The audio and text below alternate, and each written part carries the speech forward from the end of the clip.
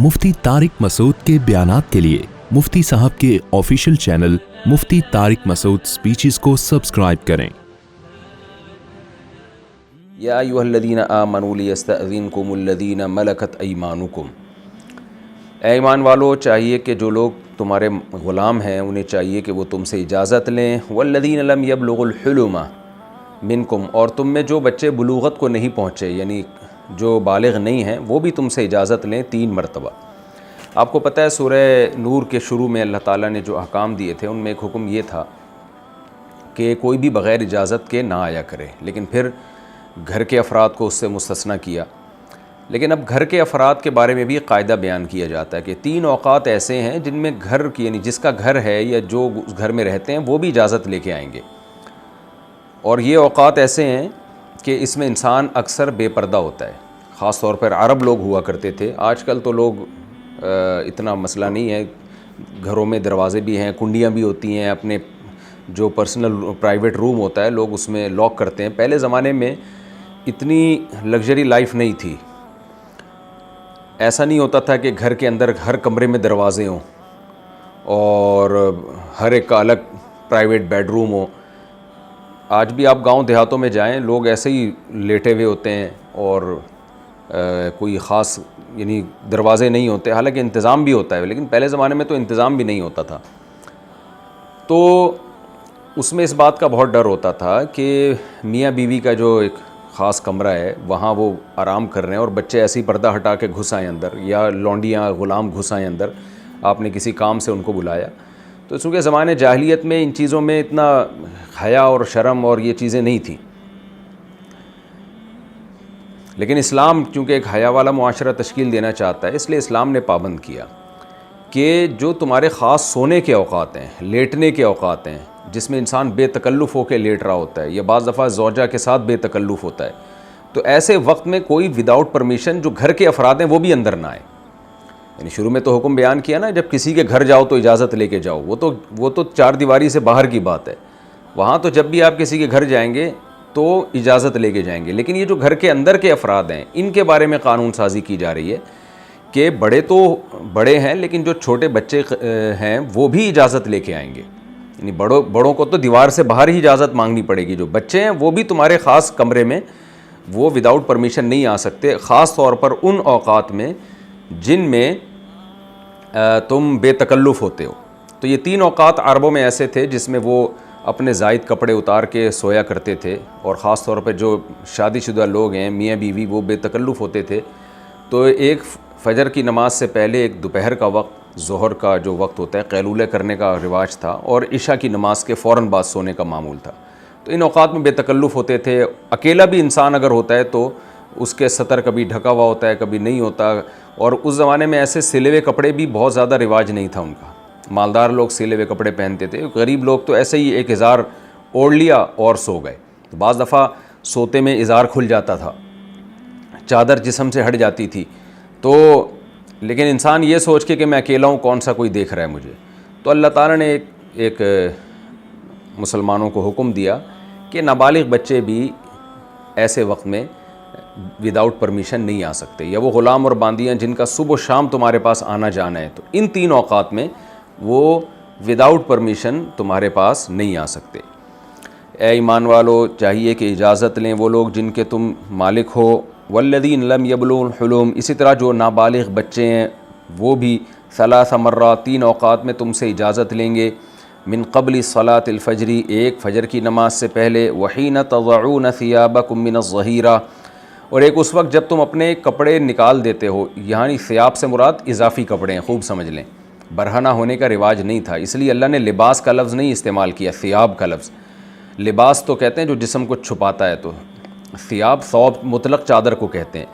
तो जो यानी मुराद इससे, क्योंकि रिवाज यही था ना, इजाफ़ी कपड़े उतार दिया करते थे। आज भी लोग करते हैं, कमीज़ उतार के कोई सो रहा होता है, कोई अंडरवेयर में सो जाते हैं लोग बाज़, जो बहुत ही ज़्यादा मॉडर्न है, लेकिन उस वक्त तो गुर्बत थी। तो मिनज़्ज़हीरा, दोपहर के वक्त में अपने इजाफ़ी कपड़े उतार सकते हो। व मिन बादी सलातिल इशा, और इशा के बाद में। सलासु औरातिल लकुम, ये 3 औक़ात ऐसे हैं, औरात हैं तुम्हारे लिए, यानी छुपाने के औक़ात हैं, अपनी बॉडी को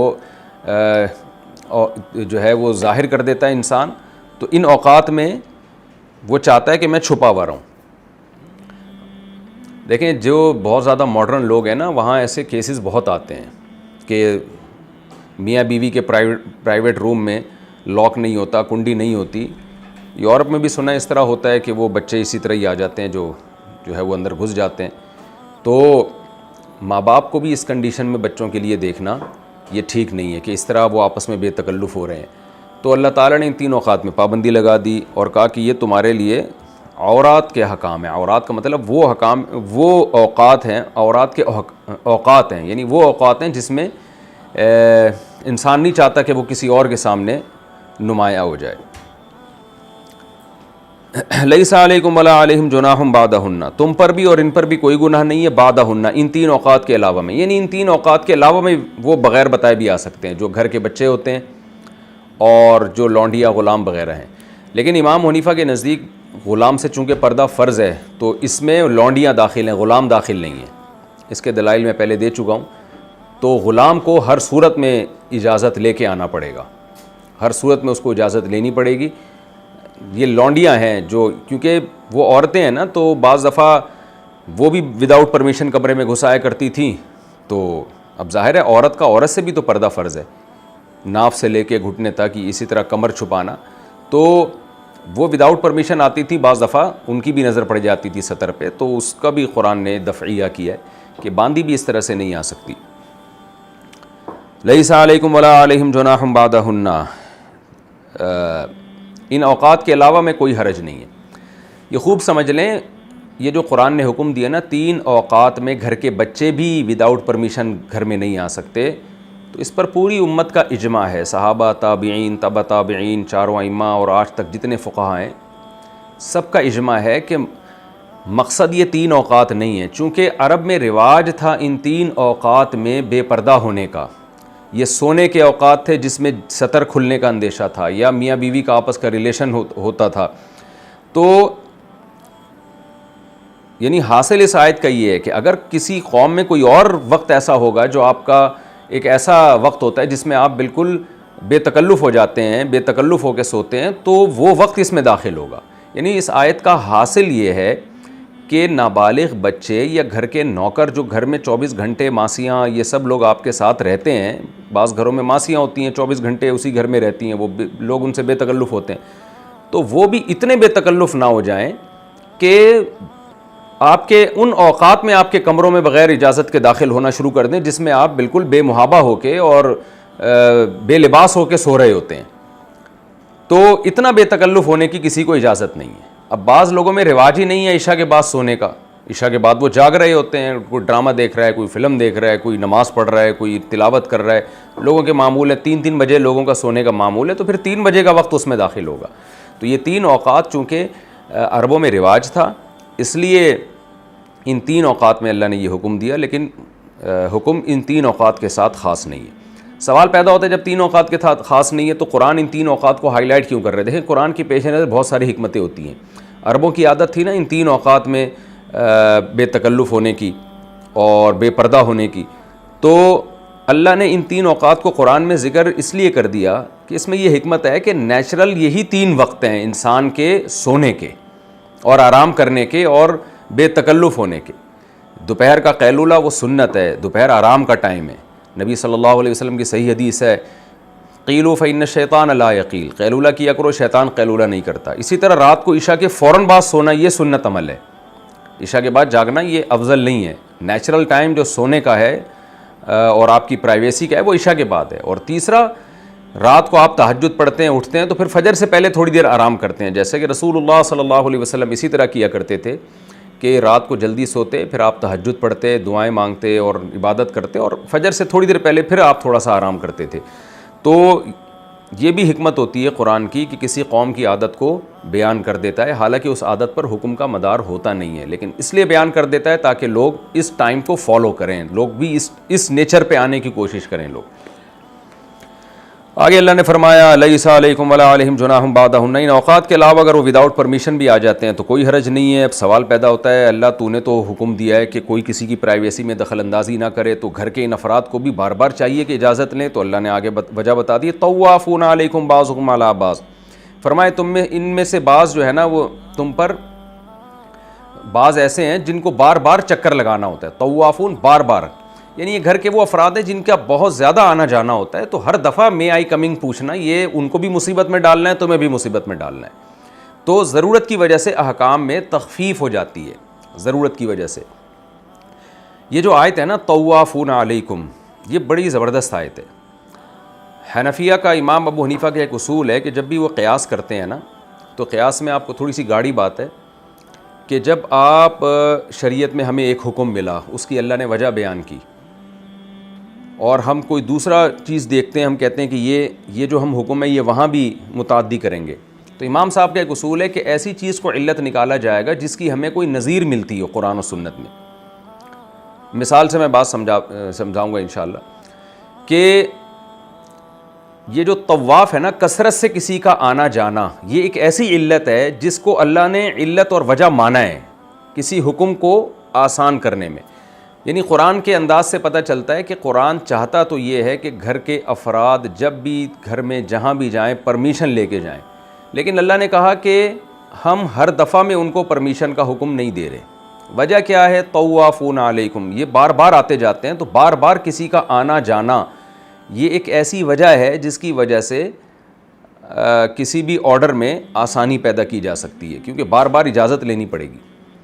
تو علماء نے، فقہائے کرام نے نا اس سے استدلال کیا ہے کہ جہاں بھی یہ طواف والا عنصر پایا جائے گا، مثال کے طور پر بلی کا جھوٹا پاک ہے، وجہ کیا ہے کہ طوافون علیکم، بلی بہت زیادہ چکر لگاتی ہے گھروں میں۔ اگر بلی کے جھوٹے کو، درندے تو سارے ناپاک ہوتے ہیں، شیر ہے، چیتا ہے اور کتا ہے، یہ سارے درندے، ان سب کا جھوٹا ناپاک ہے، اس پر جو ہاں صحیح حدیث موجود ہے، لیکن بلی کو مستثنیٰ کیا نبی صلی اللہ علیہ وسلم نے۔ اس کی وجہ بھی یہ بیان کی کہ وہ بار بار چکر لگاتی ہے۔ اب بار بار جب چکر لگائے گی تو ظاہر ہے اس کے جھوٹے سے بچنا ممکن نہیں ہے۔ تو عرب میں تو پانی بہت کم ہوتا تھا، اتنے بڑے بڑے ٹب وہ بیچاروں نے کنویں سے لا کے رکھے ہوئے ہیں اور بالٹیوں میں پانی رکھا ہوا ہے، بلی آئی اور منہ ڈال کے تھوڑا سا پی لیا تو پورا پانی ناپاک۔ اب کون جائے گا دوبارہ بھائی وہ کنویں سے بھرنے کے لیے؟ آج تو نلکوں کا دور ہے نا، پہلے ایسا نہیں تھا۔ تو نبی صلی اللہ علیہ وسلم نے بلی کے جھوٹے کو پاک قرار دیا کہ بھئی اس سے بچنا بہت مشکل ہے۔ تو علماء نے یہیں سے استدلال کیا بھئی کووں، یہ جو بیٹ ہے، کوے ہو گئے یا یہ جو اڑنے والے پرندے جو بہت زیادہ گھروں میں آتے جاتے ہیں، ان کی بیٹ بھی نجاست خفیفہ ہے، اور حلال پرندوں کی بیٹ تو پاک ہے۔ کیوں؟ اس لیے کہ اس سے بچنا بھی بہت مشکل ہے۔ آپ نماز پڑھنے جا رہے ہوتے ہو، اچانک کوئی ہوائی فائرنگ کر کے کوئی پرندہ چلا جاتا ہے تو آپ کے جو ہے وہ کپڑے وہ ہو جاتے ہیں۔ تو چڑیا ہے یا اس طرح کی یہ بیٹیں کر رہے ہوتے ہیں تو ان سے بچنا بہت مشکل ہوتا ہے، تو اس لیے ان کے بھی بعض نے کہا کہ نجاست خفیفہ ہے، بعض نے کہا کہ بالکل پاک ہے، دھو لینا بہتر ہے۔ تو یہ طواف کی جو علت ہے، اسی طرح گھروں کے اندر جو پردہ ہے، جیسے بھابھی سے اسلام میں پردہ فرض ہے اور بھابھی کا دیور سے پردہ فرض ہے، تو جوائنٹ فیملی میں جب ہم رہتے ہیں، اگر چچا ماموں بھی ساتھ ہی رہ رہے ہیں، بعض گاؤں میں دیہاتوں میں ہوتا ہے بڑے خاندان اکٹھے رہ رہے ہوتے ہیں، تو یہ بھی چونکہ بہت زیادہ ایک دوسرے کے پاس آنا جانا ہوتا ہے، تو یہاں بھی پردے کے حکام میں تخفیف ہو گئی ہے کہ ویسے نامحرم عورت جب نامحرم مرد سے پردہ کرے گی تو فتنے کے خوف سے چہرہ اور ہاتھ یہ بھی چھپائے گی اور باقی بھی پوری باڈی چھپائے گی، لیکن جب گھر میں جوائنٹ فیملی ہو، کیونکہ آنا جانا بہت ہے، بھابھی نے بار بار کچن میں جانا ہے، بار بار کھانا سرو کرنا ہے یا پکانا ہے کھانا، تو ان کا آنا جانا بہت زیادہ ہے، تو اس لیے فقہا نے اس میں پردے کے احکام میں تخفیف کی ہے۔ امام ابو یوسف کا قول ہے کہ اگر جو بھابھی ہے گھر میں جوائنٹ فیملی میں، اگر اس کی کلائی کھل جاتی ہے دیور کے سامنے تو اللہ سے امید ہے کہ اس پہ پکڑ نہیں ہوگی، کیونکہ برتن دھونے کے لیے عورتوں کو اپنی کلائیاں کھولنی پڑتی ہیں، تو اگر وہ کلائی کھول کے برتن دھو رہی ہے، کھانا پکا رہی ہے، آگ لگنے کا خطرہ ہوتا ہے بعض دفعہ چولہے پہ اگر یہ کلائی ڈھکی ہوئی ہے، اور تو امام یوسف نے یہاں سے استدلال کیا کہ بھئی اگر کبھی کبھار اس کی کلائی کھل جاتی ہے برتن دھوتے وقت اور کوئی کام کاج یا آٹا واٹا گونتے وقت، تو انشاءاللہ اس میں کوئی گناہ نہیں ہے، یعنی اس میں بہت زیادہ سختی نہیں کی جائے گی۔ تو یہ علت طواف کی وجہ سے، طواف کا معنی چکر لگانا، طواف کثرت سے چکر لگانے والے کو کہا جاتا ہے، تو اس کو کہا جائے گا علت طواف۔ کہ جس چیز سے بھی واسطہ بہت پڑتا ہے نا تو اس میں شریعت کے احکام میں آسانی ہو جاتی ہے. اس کو فقہاء کرام نے اس طرح سے بیان کیا اصول فقہ میں، الامر اذا ضاق اتسع و اذا اتسع ضاق. جب معاملہ جو ہے وہ ذوق تنگی پڑ جائے نا، اس میں مشکل ہونے شروع ہو جائے تو اتسع، تو اللہ کی طرف سے اتسع، اس میں اللہ کی طرف سے گنجائش پیدا ہو جاتی ہے. اور جب کوئی بھی معاملے میں تنگی نہ ہو تو پھر اللہ کی طرف سے تنگی ہو جاتی ہے اس میں. تو اس اصول کو اس طرح سے پیش کیا ہے، یعنی پھر شریعت کے احکام میں اس میں سختی ہو جاتی ہے. تو طوافون علیکم بعضکم علی بعض، اللہ تعالیٰ فرماتے ہیں ان میں سے بعض پر تم میں سے تم ایک دوسرے کے پاس آنا جانا بہت ہوتا ہے، تو ہر دفعہ اجازت لینا ضروری نہیں ہے.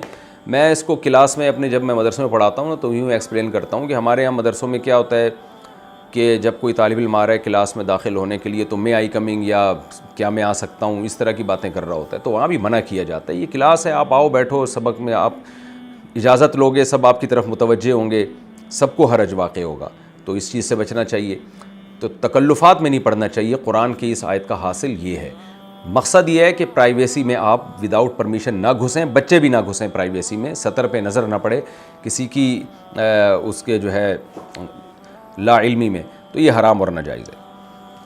کذالک یبین اللہ لکم الآیات، اس طرح اللہ تعالیٰ تمہارے سامنے اپنی آیتوں کو کھول کھول کے بیان کرتا ہے. واللہ علیم حکیم، اللہ جاننے والا اور حکمت والا ہے. آپ حیران ہوں گے کہ قرآن کیوں اتنی چھوٹی چھوٹی باتوں کو اتنے اہتمام سے بیان کر رہا ہے کہ فلاں وقت میں اجازت لے کے آؤ، فلاں وقت میں اجازت نہ لے کے آؤ، اور ہر دفعہ اجازت لینا ضروری نہیں ہے کیونکہ حرج میں پڑ جاؤ گے، مشکل میں پڑ جاؤ گے. یہ تو سب ایک دوسرے کے پاس بہت آتے جاتے ہیں، اور اتنی زیادہ ڈیٹیل میں بیان کر رہا ہے. تو کیا اتنی اہمیت ہے ان احکام کی کہ اللہ نے آسمان سے نازل کیے؟ دیکھیں جس عرب کے جس کلچر میں جب قرآن نازل ہو رہا تھا تو ان میں ان احکام کو ذرا بھی فالو کرنے کا رواج نہیں تھا. آج بھی آپ جائیں نا بہت سے غیر مسلموں میں، ہم چونکہ میں بچپن میں ایسے علاقوں میں رہا ہوں جہاں غیر مسلم بہت زیادہ تھے، تو ہم حیران ہوتے تھے جب ان کے علاقوں میں ہم جاتے تھے. ان کے گھر کھلے ہوئے ہوتے تھے، دروازے کھلے ہوئے ہوتے تھے، باہر سے ہی گھر کے اندر تک سب نظر آ رہا ہوتا تھا. ہمیں بڑی حیرانگی ہوتی تھی کہ یہ کیسے بیٹھے ہوئے، ان کی عورتیں بھی ایسے ہی بیٹھی ہوئی ہیں اور مرد بھی ایسے ہی بیٹھے ہوئے ہیں، اور کپڑے کسی نے قمیض اتاری ہوئی ہے، کوئی چڈی پہن کے گھوم رہا ہے. تو میں نہیں کہہ رہا سارے غیر مسلم ایسے ہوتے ہیں، یعنی ایسے بھی ہوتے ہیں. تو اس وقت مجھے قرآن کی ان آیتوں کی اہمیت کا اندازہ ہوتا تھا کہ جو ہماری سوسائٹی میں مسلم کلچر میں ایسا نہیں ہے. گھروں کے مین گیٹ بند ہوں گے اور آپ ایسے نہیں کسی کے یہاں گھس جاؤ گے. پھر میاں بیوی کے اپنے روم ہوتے ہیں جن میں باقاعدہ کنڈی ہوتی ہے. تو یہ بھی چیزیں اسلام نے سکھائی ہیں مسلمانوں کو، جس کی وجہ سے ہمارے باپ دادا سے ہمیں چلتی چلی آ رہی ہیں. اگر یہ آیتیں قرآن کی نازل نہ ہوتیں تو ایسا ہی ہوتا حساب کتاب. پھر یہ پرائیویسی نہیں ہوتی جو آج گھروں میں نظر آ رہی ہے اور تھوڑا بہت احترام نظر آ رہا ہے، یہ نہیں ہوتا. کیونکہ جن قوموں میں یہ آیتیں نہیں ہیں ان قوموں میں نہیں تھا. اب آ گیا ہوگا غور و فکر کر کے، کیونکہ دنیا نے کافی کچھ پڑھ لیا ہے اور سیکھ لیا ہے. لیکن میجورٹی ہمیشہ سے ایسی ہی رہی ہے. کوئی پردہ وردہ نہیں تھا، بچے بھی میاں بیوی کے کمرے میں، ماں باپ کے کمرے میں آنا جانا، یہ سب چلتا رہتا تھا پہلے. تو یہ اسلام نے یہ حکام دیے ہیں تو کہ ایک مہذب معاشرہ وجود میں آیا ہے. آگے چلتے ہیں. وَإِذَا بَلَغَ الْأَطْفَالُ مِنْكُمُ الْحُلُمَ، اللہ فرماتے ہیں جب یہ نابالغ بچے بلوغت تک پہنچ جائیں، فَلْيَسْتَأْذِنُوا كَمَا اسْتَأْذَنَ الَّذِينَ مِنْ قَبْلِهِمْ، تو پھر یہ بھی ایسے اجازت لیں گے جیسے ان سے پہلے لوگ جن کا حکم اللہ نے پہلے بیان کر دیا سورہ نور کے شروع میں، کہ جب بچہ بڑا ہو جائے تو پھر وہ ہر دفعہ میں اجازت لے گا. پھر تو گھر میں وداؤٹ پرمیشن گھسنے کی اجازت نہیں ہے اس کو. تو جیسے کہ شروع میں اللہ نے بتایا نا، یا ایھا الذین آمنوا لا تدخلوا بیوتا غیر بیوتکم حتی تستأنسوا. ہاں اس بچے کی شادی وہی اس کی بیوی وہاں رہتی ہے، وہ اس کا اپنا گھر ہے تو ایک الگ بات ہے. لیکن ماں باپ کا گھر ہے تو بالغ بچہ اس میں وہ اجازت لے کے داخل ہوگا. چھوٹے بچے آ سکتے ہیں، لیکن چھوٹے بچے 3 اوقات میں چھوٹے بچے بھی نہیں آ سکتے. کذالک یبین اللہ لکم آیاتہ، اس طرح اللہ تعالیٰ اپنی آیات تمہارے لیے کھول کھول کر بیان کرتا ہے. واللہ علیم حکیم، اللہ جاننے والا اور حکمت والا ہے.